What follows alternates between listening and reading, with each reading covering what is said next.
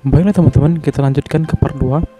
Pada part ini kita akan membuat form login, memanfaatkan session, dan juga fitur logout. Silakan teman-teman download file login.php yang sudah saya masukkan di link deskripsi di bawah video ini, lalu paste ke kode editor kalian. Atau jika kalian punya desain form login kalian sendiri, maka tidak masalah untuk digunakan. Kita cek terlebih dahulu file login.php di browser kita. Seperti inilah kira-kira desain form login kita. Selanjutnya pada database, kita harus menambahkan user baru untuk bisa menggunakan fitur login yang akan kita buat nantinya. Kalian masukkan username, selanjutnya di bagian password, kalian masukkan passwordnya, lalu di bagian tab function, kalian pilih MD5 untuk mengenkripsi password kita. Kalian klik go untuk menyimpan perubahan. Dan data user kita sudah jadi, sehingga kita sudah siap untuk menggunakan fitur login. Silakan buka kembali kode editor kalian, dan di sini kita akan membuat coding untuk melakukan login ke aplikasi kita. Jangan lupa untuk menginclude file koneksi, karena koneksi program kita ke database berada di file koneksi.php. Kita akan menambahkan logika if iset, atau jika ada post login atau ketika tombol login diklik, maka kita akan membuat perintah untuk mengambil data di tabel login dengan ketentuan username-nya sama dengan username yang kita inputkan. Selanjutnya, kita akan membuat sebuah variabel yang akan menampung nilai kembalian dari query kita. Jika nilai kembalian kita lebih besar daripada 0, maka perintah query kita menghasilkan sebuah data. Maka kita akan tampung data kita di variabel results. Selanjutnya, kita akan melakukan perulangan kepada variabel results yang telah menampung semua data-data kita masukkan ke dalam variabel row yang mana akan menghasilkan data per baris. Kemudian kita akan membuat logika untuk mengecek apakah password yang kita simpan di database sama dengan password yang sudah kita inputkan di form login. Jika username yang kita masukkan tersedia dan passwordnya sama, maka kita akan menambahkan sesi. Sesi ini nanti akan kita gunakan untuk menampung data-data login kita. Selanjutnya, kita akan membuat sebuah query lagi untuk menyimpan user ID ke login details untuk memberitahu bahwasanya user dengan ID tersebut sudah memasuki aplikasi. Dan jangan lupa untuk menambahkan session login details yang nantinya akan kita manfaatkan untuk menyimpan data last activity dari user yang login.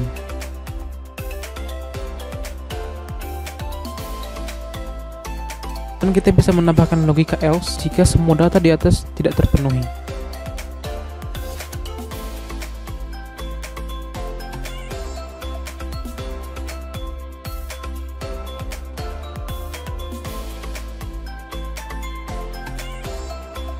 Selanjutnya kita akan menambahkan perintah untuk menampilkan pesan jika login gagal, yang mana sudah kita simpan sebelumnya di variable message.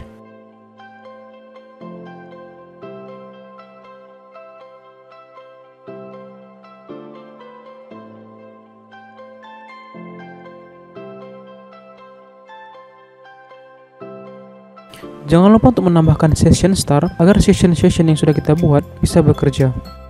Jangan lupa untuk menambahkan function header agar apabila data sudah terpenuhi dengan semua kondisi di atas, maka kita akan menuju ke halaman utama.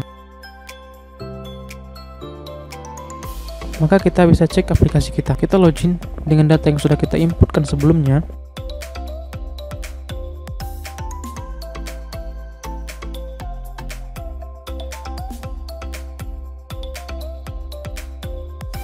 Maka data sudah berhasil dibaca dan kita berhasil untuk login.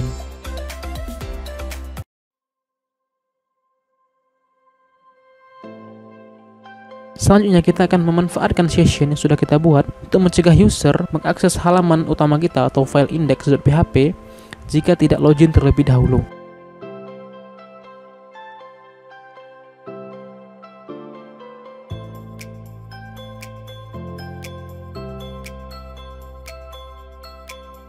Begitupun sebaliknya, jika user tersebut sudah login, maka user tersebut tidak bisa mengakses file login sebelum user tersebut mengklik tombol logout.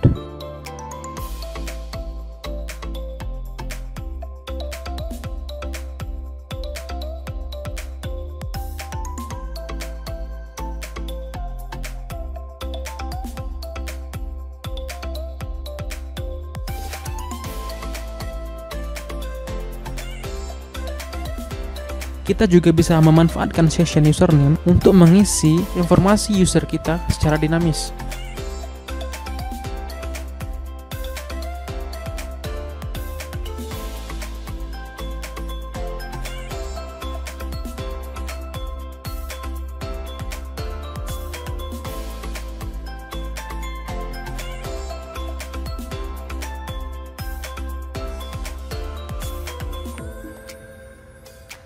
Selanjutnya kita akan membuat file logout untuk memperbolehkan user meninggalkan halaman utama.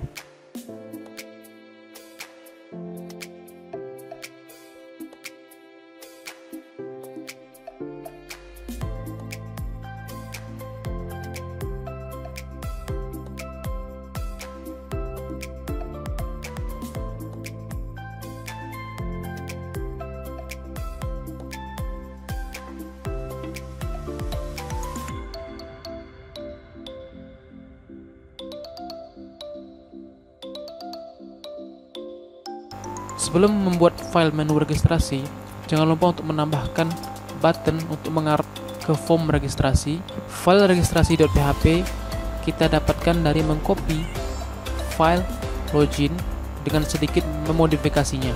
Kita akan memulai untuk membuat kode untuk menyimpan data user terbaru ke dalam database.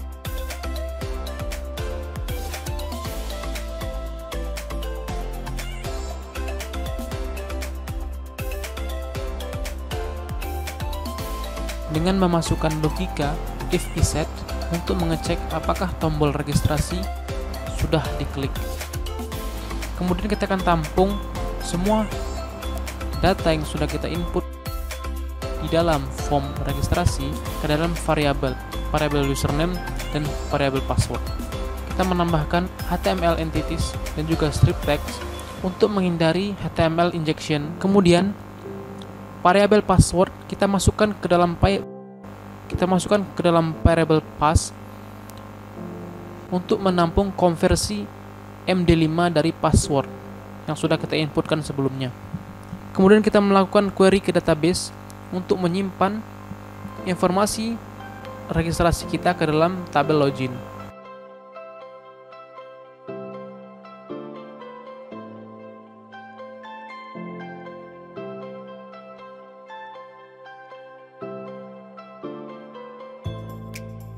Kita akan menyimpan perintah eksekusi dari query kita ke dalam variabel sehingga kita bisa mengecek apakah perintah kita berjalan ataukah tidak dengan menggunakan logika if. Apabila perintah kita berjalan dan bekerja sebagaimana mestinya, maka kita akan munculkan pesan bahwasanya data berhasil disimpan dan kita akan membuat sebuah link untuk mengarah ke form login.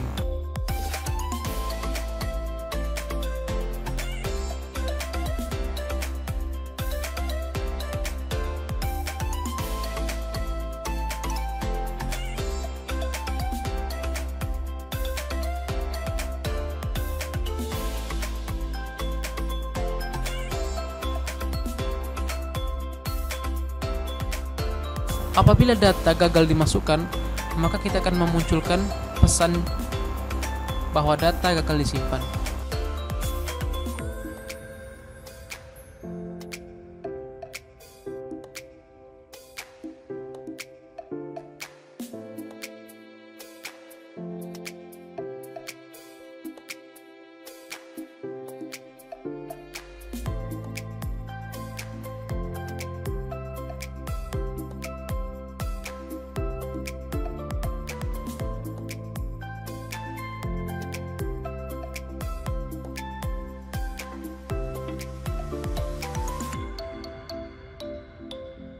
Kita akan mencoba untuk memasukkan data baru. Kita klik registrasi. Kita akan diarahkan ke form registrasi. Kita akan memasukkan data baru.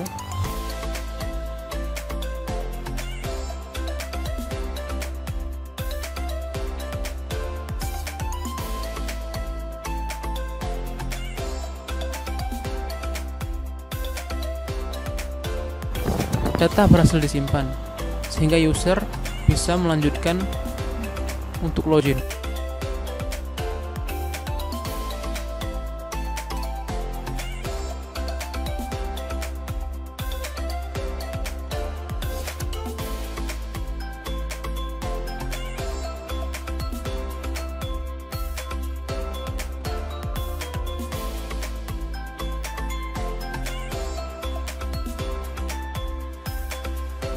Kita akan mencoba masuk dengan data baru yang sudah kita inputkan sebelumnya. dan data berhasil dibaca, dan user tersebut bisa memasuki halaman utama dari aplikasi yang kita buat.